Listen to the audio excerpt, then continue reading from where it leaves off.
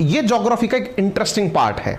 असल में क्या है, अपनी ज्योग्राफी के अंदर भी जो पेड क्लास के विद्यार्थी हैं वो रिकॉग्नाइज कर लें इस चीज को। ज्योग्राफी में भी अपन इस चीज को पढ़ रहे हैं और ये करंट में भी चर्चा में आ गई। क्या है, 2 हिस्सों में टूट रहा है अफ्रीकी महाद्वीप। ये काफी इंपॉर्टेंट खबर है, ठीक है ना। तो यहां पर 2 हिस्सों में अफ्रीकी महाद्वीप टूट रहा है। इसका क्या मतलब है, ये तस्वीर देखिए आप, ये जो गहरी सी दरार देख रहे हो भाई साहब, पाताल लोक की एंट्री है ऐसी सीधी। हाँ, अमेजन प्राइम वाला पाताल लोक नहीं, रियल वाला पाताल लोक, ठीक है ना। तो ऐसी स्थिति में ये जो दरार दिख रही है आपको, पता है क्या है ये धरती खिसकने का प्रमाण है। प्रतिवर्ष 2.5 सेंटीमीटर के हिसाब से पृथ्वी यूं खिसक रही है, यूं। कहां हो रहा है सर, ये बताते हैं। ज्योग्राफी का इंपॉर्टेंट पार्ट है ये, पेपर 1 के अंदर ज्योग्राफी के अंदर वर्ड ज्योग्राफी का हिस्सा है ये, जो हम आपसे डिस्कस करने जा रहे हैं। क्या डिस्कस करने जा रहे हैं? आपको लगता है लड़के लड़की के बीच ब्रेकअप होता होगा, एम्प्लॉय एम्प्लॉयर के बीच ब्रेकअप होता होगा। यहां धरती पे ब्रेकअप चल रहा है। अफ्रीका ग्रेजुअली स्प्लिट हो रहा है 2 कॉन्टिनेंट्स में, जिसकी वजह से एक नए समुद्र की उत्पत्ति होने वाली है। हो सकता है आने वाली पीढ़ियों में बधाइयां इस प्रकार से दी जाएं, बधाई हो, समुंदर हुआ है। समझ रहे हैं आप, कुछ चल रहा है। आइए, तो how Africa is forming 2 new continents and N ocean it's slowly dividing into 2। कहां हो रहा है, क्या हो रहा है, आज के सेशन में हम चर्चा करेंगे। लेकिन इस चर्चा को समझें उससे पहले थोड़ा सा हल्का सा कंसेप्ट जान लीजिए। कंसेप्ट इतना सा जान लीजिए कि ये जो धरती है ना, इस धरती पे से एक बार के लिए कल्पना करो। क्या कल्पना करो कि पानी हटा दिया जाए, धरती के ऊपर से पानी को साइड में कर दिया जाए, तो पानी के नीचे भी तो जमीन होती ही है। साथियों, ये जो जमीन है ना, इस पूरी जमीन को एक बार कल्पना में ले लो आप। इससे आप ये समझ जाओगे कि जो अर्थ रूपी गोला है, इस गोले पर चारों तरफ कठोर क्रस्ट है। क्रस्ट का मतलब समझ गए, कठोर परतदार भाग है। ये जो कठोर क्रस्ट है ना, किसके ऊपर, अर्थ के ऊपर, इस क्रस्ट में दरारें आती हैं। क्यों आती हैं? क्योंकि क्रस्ट के नीचे लावा वाला, मैग्मा वाला हिस्सा मेंटल भरा हुआ है। वो मेंटल उबाले मारता है, उससे इस क्रस्ट पे दरारें आती हैं। वो दरारें कहीं पर रिफ्ट बनती हैं तो कहीं पर पहाड़ बनती हैं। उनमें से एक जगह का रिफ्ट हम आपको समझा रहे हैं। बाकी इस कंसेप्ट को और सीखना हो तो फिर आपको ज्योग्राफी पढ़नी पड़ेगी। फिलहाल के लिए मैं आपको समझाने की पूरी कोशिश करूंगा। आइए बताते हैं। कॉन्टिनेंटल ड्रिफ्ट जो मैं आपको समझा रहा हूं, इस कहानी की जिसको मैं आपको आज समझा रहा हूं, इसके जनक है अल्फ्रेड वेगनर। अल्फ्रेड वेगनर ने दुनिया में समुंदर का निर्माण, पहाड़ों का निर्माण, रिफ्ट के निर्माण, खाई के निर्माण या फिर कॉन्टिनेंट के निर्माण के लिए एक थ्योरी दी थी, जिसे कॉन्टिनेंटल ड्रिफ्ट यानी सरकने की थ्योरी कहते हैं।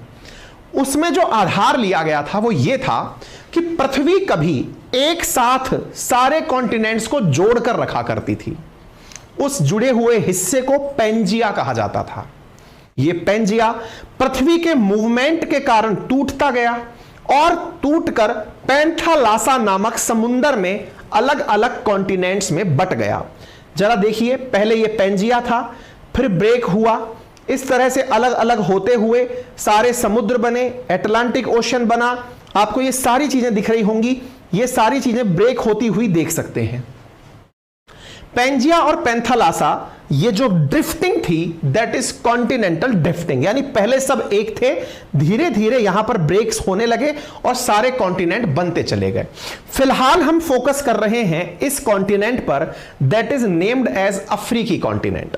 अफ्रीकी कॉन्टिनेंट का अगर हम विकास दर देखें तो वर्तमान स्थिति में जहां पहले पर्मियन काल, जो 225 मिलियन ईयर पहले पेंजिया हुआ करता था, वो ट्रायासिक काल के अंदर थोड़ा थोड़ा टूटने लगा, गोंडवाना लैंड के अंदर और लॉरेशियन लैंड के अंदर।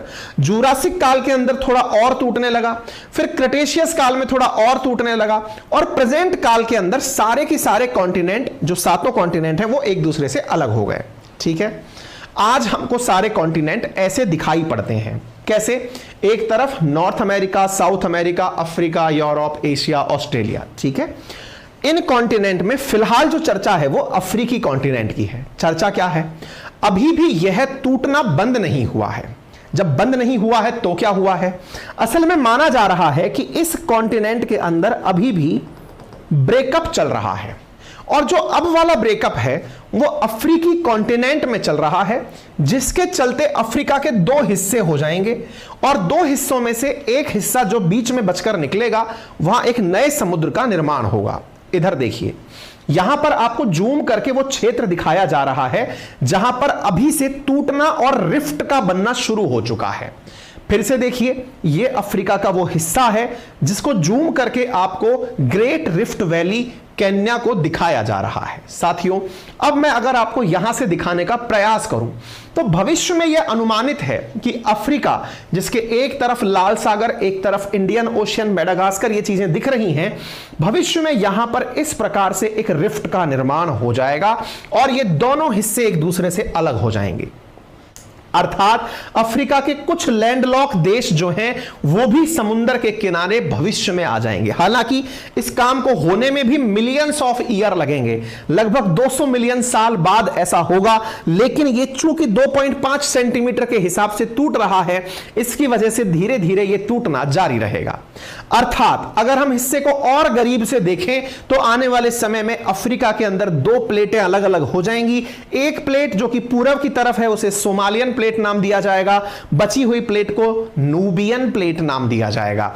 सोमाली और नूबियन प्लेट के प्रमाण क्या आज भी मिलते हैं? बिल्कुल मिलते हैं, क्योंकि अफ्रीका में आज भी एक रिफ्ट वैली एग्जिस्ट करती है जिसके अंदर बहुत सारे लेक हैं, बहुत सारी खाइयां बनी हुई हैं। ये लेक टैंगनाइका या फिर वॉल्केनो के रूप में वॉल्केनो, लेक तुर्कानिका या फिर जो ग्रेट डिप्रेशंस हैं ये ऑलरेडी उसी के अंदर बने हुए दिखाई देते हैं। लेक मालावी हो या फिर यहां पर बनी हुई ये जो आप देख रहे हैं यहां पर ईस्टर्न रैली, लेक टैंगनाइका, ये सब रिफ्ट के ही प्रमाण हैं। आप यहां पर ग्रेट अफ्रीकन रिफ्ट के साथ अफ्रीका में बने हुए बहुत सारी लेक्स को देख सकते हैं। ये जो मैं आपको लेक अभी दिखा रहा हूं, ये जब हम मैपिंग करेंगे ना, जो मैपिंग का बैच में लाने की कह रहा हूं नेक्स्ट मंथ के शुरुआती फर्स्ट डे पे से ही शुरू कर लेंगे, 1 अप्रैल से ही, उसमें मैं आपको इस रिफ्ट के अंदर कौन सी लेक हैं, कौन से देश हैं, वो सारी चीजें बताएंगे। फिलहाल के लिए आप इतना सा समझ लीजिए कि आपको ये बात याद रखनी है कि यहां पर ये रिफ्ट बन रही है और उससे नूबियन प्लेट और सोमाली प्लेट अलग अलग हो रही है, ठीक है ना। यहां पर रेड सी और गल्फ ऑफ आदेन बन रहा है। आप इस चीज को जब प्रॉपर तरीके से समझ गए हैं, आज की यह सुर्खी बन गई है। जहां मैंने बात करी आपसे प्लेट की कि पूरी धरती प्लेट से झुकी हुई है, कल मैंने माउंट मैरापी डिस्कस किया था, अगर आपको याद हो तो यहां पर माउंट मैरापी जो है वो माउंट मैरापी भी मैंने आपको प्लेट थ्योरी यानी प्लेट टेक्टोनिक से समझाया था। आज इस तरह से समझ लीजिए कि ये सारी तरह की प्लेट्स यहां लगी हुई हैं पूरी अर्थ पर। आज चर्चा अफ्रीकन प्लेट की है, उससे सोमाली प्लेट अलग हो रही है, इंडिया इंडियन प्लेट पर बना हुआ है, ऑस्ट्रेलिया ऑस्ट्रेलियन प्लेट पर, इस तरह से पूरी अर्थ पर प्लेट्स बनी हुई हैं। ये अलग क्यों होती हैं अब वो जान लीजिए। इसके नीचे का जो मैग्मा है वो जब बाहर आता है तो यहां पर डाइवर्जन क्रिएट होता है और प्लेट्स एक दूसरे से दूर होती हैं और इस प्रकार की संरचनाएं बनाई दिखाई देती हैं, ठीक है साहब। बाकी अब चर्चा में क्यों है, अफ्रीका 2 भागों में क्यों बट रहा है, क्या हो रहा है, कितना समय लगेगा, ये सब बातें मैंने आपको यहां पर लिखकर दे दी हैं।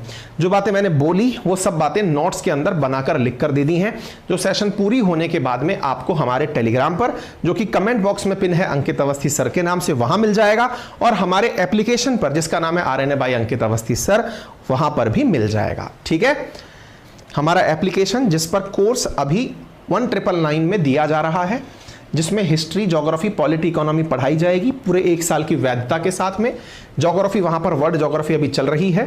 मैपिंग की क्लासेस अप्रैल फर्स्ट वीक से शुरू हो जाएंगी।